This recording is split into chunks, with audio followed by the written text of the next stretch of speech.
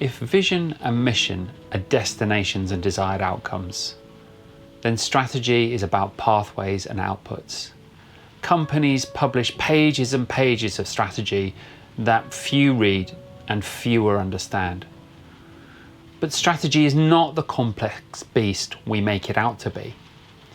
Strategy is important, and the reason it's so written about, so talked about, and so central to what we do is because it is the pivot between our thinking of vision and mission and the activity of operational planning.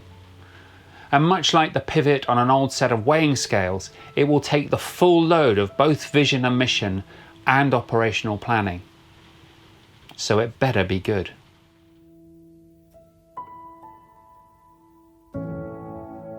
Strategy is as much about what you're not going to do as what you will do. Strategy acts fundamentally as a filter. It filters all the possible activities that you could do to achieve the vision and mission to just the ones you will do. And in doing that, it gives you focus and saves you from burning yourself out, chasing endless opportunities to deliver the mission and vision. So take, for example, you're going to visit your best friend and you might want to pause the video and write down all the ways that you could get there. A bicycle, public transport, the bus, a car, you might even want to ride a horse.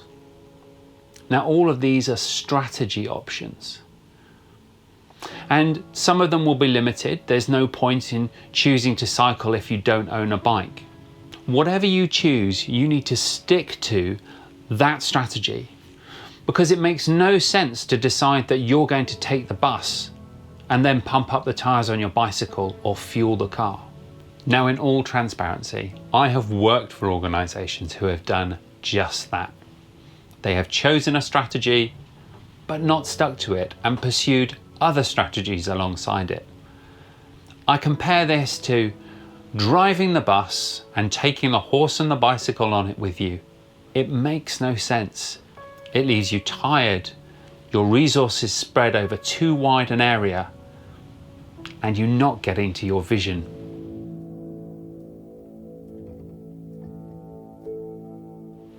It is almost painfully simple to articulate strategy. It is a buy statement. More specifically, a buy statement that tells us how we are going to deliver the mission and the vision. When I articulate strategy, I like to work with the connection between mission and strategy. So I would say, I'm going to do this by doing this. And that sequences my thinking between mission and strategy and how they interact together.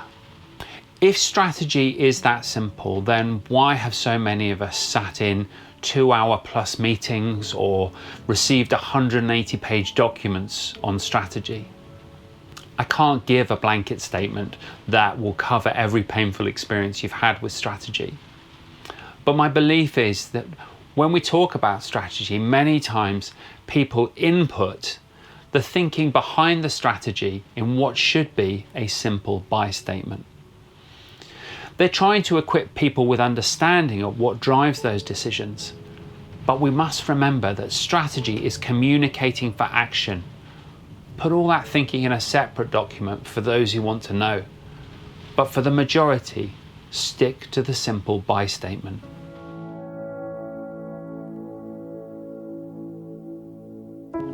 So who should make your strategic choices? At first sight, it might seem that the people who set vision and mission are best placed to decide strategy, and that may well be the case. But if in setting vision and mission you've used SMART goals and SMART measures, it may well be a balance between the leaders and doers who can give you the best strategy. Often the people closest to the frontline work can give you the most insight. Now, I use leaders and doers in very relative terms because if you're starting out in pursuing your dream and your vision, you might be both the chief executive and the janitor. So perhaps the best way of looking at it is to say, what question are we trying to answer with strategy? And that question is, how do we achieve the mission? And if that's the question, Then look at the team around you and say, who is best placed to answer that question?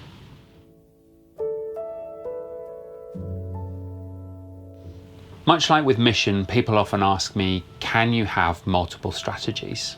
And much like Mission, the answer is yes, you can, with the same risk of spreading your resources and intellectual capacity too thinly. But there is another added risk to having multiple strategies. How do you know which one is working? Now, in some cases it will be easy. There will be simple measures. If we go back to the model of feeding people, you could say, I've opened a soup kitchen and I'm opening a food bank. And you can easily chart the numbers that use the food bank and use the soup kitchen. And in doing so, you can see which strategy is more effective by which of those strategies has more people. Some are harder to measure and analyze. Bloggers use click-through rates to determine which of their posts are most successful and appeal to their audience. If you can't gain that same level of accuracy and insight, you risk investing in a strategy which is not making any returns because the failure is being masked by an alternative, successful strategy.